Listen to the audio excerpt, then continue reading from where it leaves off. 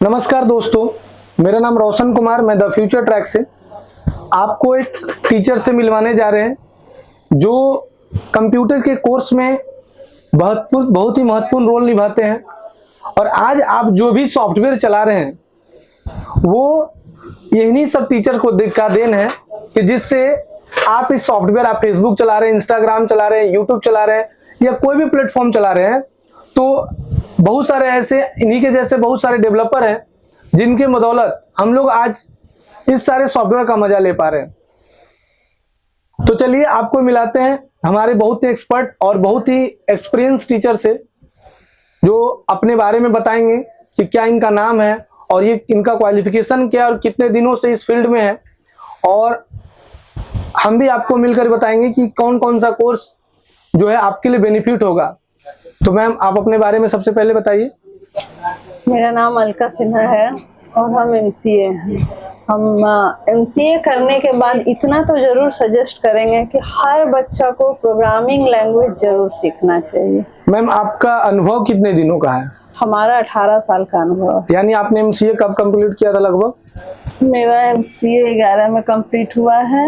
उस समय से आज तक कंटिन्यूस पढ़ा रहे हैं, लेकिन उससे पहले से ही हम पढ़ा रहे हैं। हम 2005 से ही पढ़ा रहे हैं। अच्छा मैम, आप ये बताइए कि आप प्रोग्रामिंग लैंग्वेज में कौन कौन सा लैंग्वेज में आपका एक्सपर्टीज है जो आप अच्छे तरीके से बच्चों को पढ़ा सकते हैं, जिससे कि बच्चों लोग करके अपने भविष्य को सुनहरा कर सकता है? सबसे पहले जो लैंग्वेज को हम जहाँ से लैंग्वेज सीखना शुरू करते हैं वो है सी लैंग्वेज, और वो सबसे बिगिनर्स के लिए बेस्ट लैंग्वेज है। और जो मेरे हिसाब से हमको जहाँ तक लैंग्वेज का नॉलेज है, अभी कोई भी ऐसा लैंग्वेज नहीं है जिसके बारे में हमको नहीं है नॉलेज।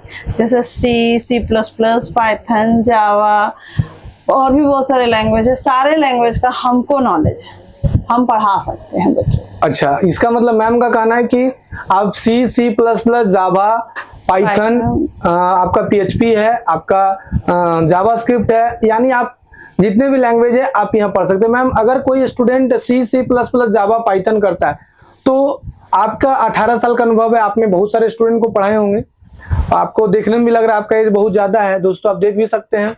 तो आप ये बताइए मैम कि अगर कोई स्टूडेंट सी प्लस प्लस, जावा और पाइथन सीखता है तो वो किस टाइप के स्टूडेंट के लिए? वो आर्ट्स का स्टूडेंट है, साइंस का स्टूडेंट है, कॉमर्स का स्टूडेंट है? ऐसा नहीं है, साइंस, आर्ट्स, कंप्यूटर सेक्शन के लिए कोई मायने नहीं रखता। अच्छा, आप आर्ट्स में है तो भी आपको कंपनी में ब्रेक मिलेगा। सिर्फ आपको उस लैंग्वेज पे कमांड होना चाहिए। आप उस लैंग्वेज पे, अगर कोई भी कंपनी में आपको अडॉप्ट करता है और आप सी प्लस प्लस पे काम कर रहे हैं, तो आप उसको सी प्लस प्लस का प्रोग्रामिंग से रिलेशन रखते हैं, ना कि आप हिस्ट्री से है या पॉलिटिकल से है। ये मैटर नहीं रखता है। और आज के समय में बीसीए, एमसीए करने के लिए अपॉर्चुनिटी भी है कि आर्ट्स के कैंडिडेट भी आईटी सेक्टर चुन सकते हैं। तो लेकिन बहुत सारे स्टूडेंट के मन में आता है मैम कि हम आर्ट्स के स्टूडेंट, तो क्या मैम प्रोग्रामिंग सीख सकते हैं? नहीं, बीसीए कर सकते हैं कि नहीं कर सकते हैं? बिल्कुल कर सकते हैं, क्योंकि उसमें एक पेपर होता है सीआईसी जो कि लीगल है। उसको देने के बाद आप पूरा ही साइंस कैंडिडेट के बराबर में खड़ा हो जाते हैं।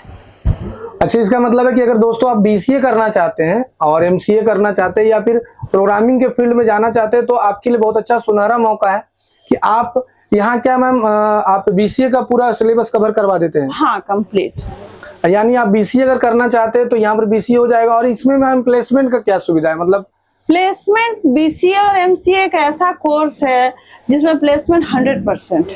आज के समय में आईटी सेक्टर में, दूसरा इंजीनियरिंग लोग तो स्विच कर रहे हैं कि हाँ हमको आईटी सेक्टर में जाना है, क्योंकि हर काम तो आज आईटी पर हो रहा है। मतलब मैम का कहना है कि आज के डेट में जो सिविल इंजीनियरिंग कर रहा है या वो मैकेनिकल इंजीनियरिंग कर रहा है तो वो भी आईटी में जा रहा है। बहुत सारे ऐसे कॉलेजेस हैं जहाँ सिविल इंजीनियरिंग करने के बाद प्लेसमेंट नहीं मिलता है, मैकेनिकल इंजीनियरिंग करने के बाद प्लेसमेंट नहीं मिलता है।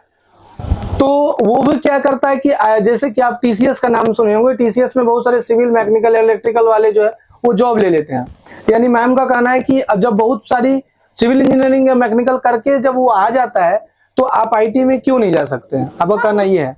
तो मैम, बहुत सारे जो स्टूडेंट है वो रूरल एरिया में रहते हैं, उनका बेस बहुत मतलब कि इससे कोई फर्क नहीं पड़ता है। अगर हमारे पास एकदम जीरो से भी स्टूडेंट आता है तो हम उसको उठा सकते हैं, क्योंकि ये ऐसा नहीं है कि हम सिर्फ बोलने के लिए बोल रहे हैं। मेरा ये एक्सपीरियंस है कि जो स्टूडेंट कंप्यूटर में फेल हो रहा है वो स्टूडेंट 100 में 100 मार्क्स लेके आए।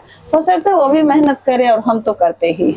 जिसका मैम इंग्लिश वीक है, मान लीजिए जिसका इंग्लिश कमजोर है, इंग्लिश में उसको उसका तो समझ में नहीं आ रहा है, तो उसके बारे में आप क्या कहना तो ये चाहते प्रोग्रामिंग बहुत ज्यादा इंग्लिश पर नहीं होता। अच्छा। इस पे सिंपल आप समझना जान रहे हैं, मैथमेटिक्स का लॉजिक जान रहे हैं, बस उतना ही पर हो जाता है।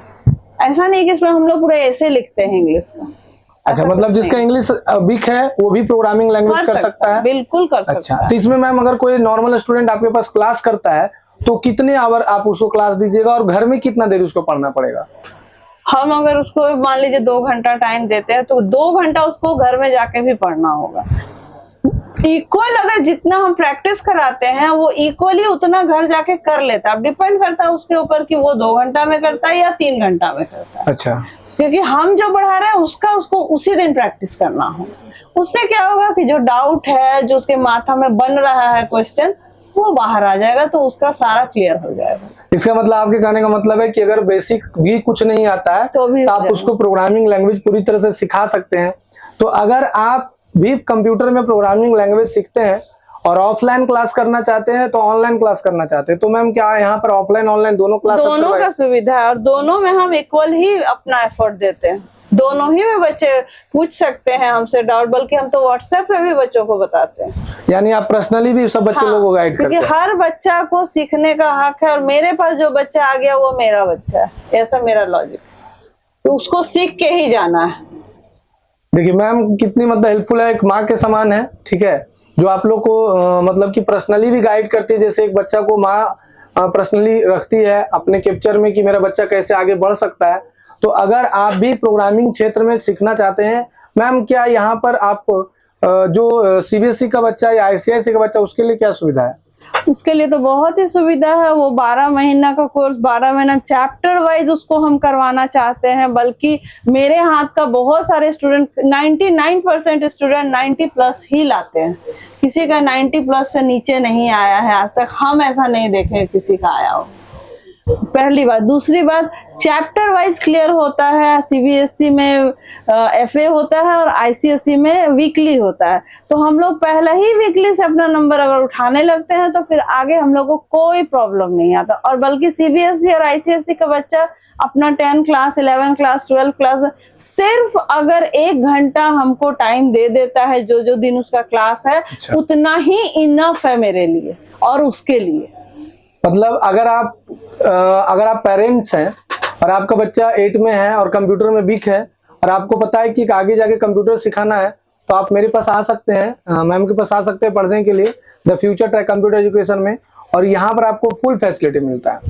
तो ये वीडियो यहीं तक। अगर आप और कुछ जानकारी लेना चाहते हैं, डायरेक्ट मैम से बात करना चाहते हैं, तो हमारे नंबर 6203269614 ऐसे आपको नंबर डिस्क्रिप्शन में मिल जाएगा।